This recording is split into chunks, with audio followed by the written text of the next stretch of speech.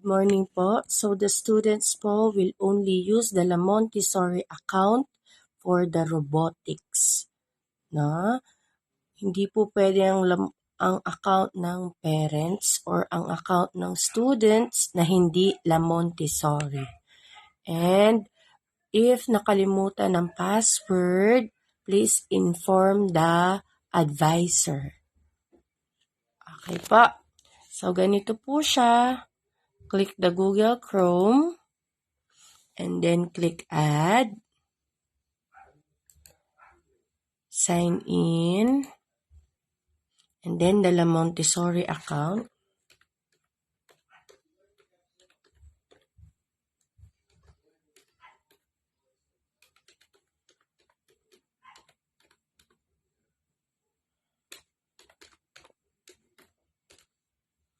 Then, next, yung password naman po.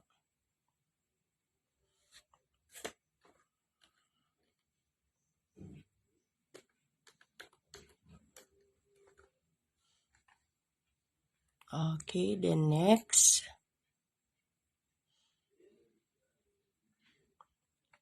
So, yan. Click lang po yung next again.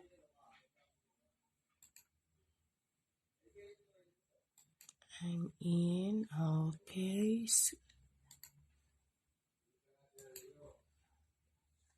So, yan po. And then, click po yung Sam Studio. Sa search bar, Sam Studio.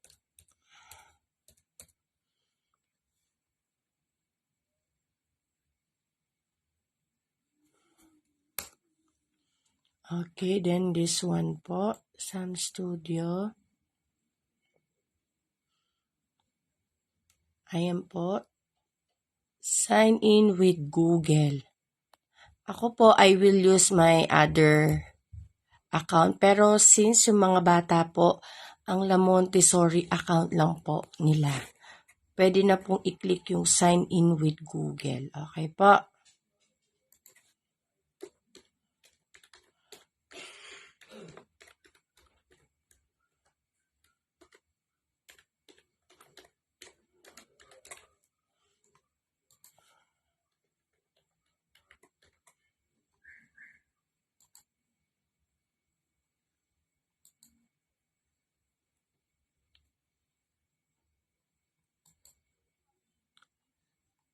Usually po, lumilitaw lang po talaga yon yung user not found. I-click lang po ulit yung sign in. Okay. And then, para po makagawa ang mga students ng activity na pinapagawa ko, click yung create new. Always click the sum space for grade 1 na po. Okay. Yan lang po siya. Wait lang. And then this is where you will type the title. Example po, click lang po yan. Delete. And then write po yung title. So lalagay ko kunyari tutorial. Okay po. Then, so nakikita nyo po ito. Kapag po naka-check ang cloud, it means the work po is already saved.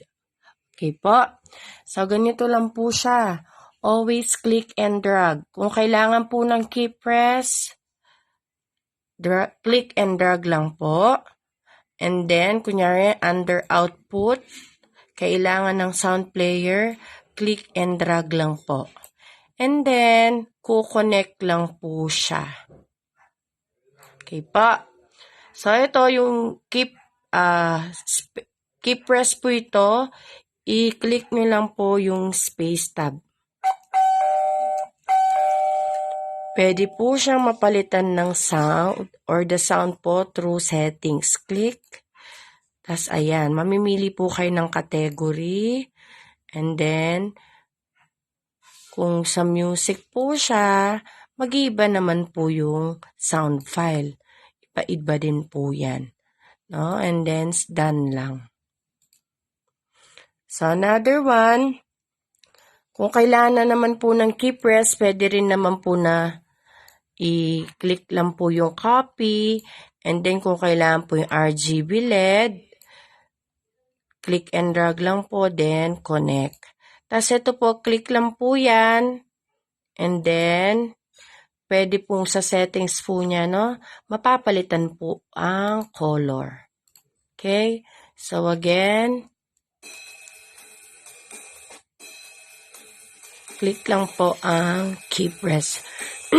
So since po pareho lang po silang keep rest, kaya pareho po na play ang sound player and the RGB LED.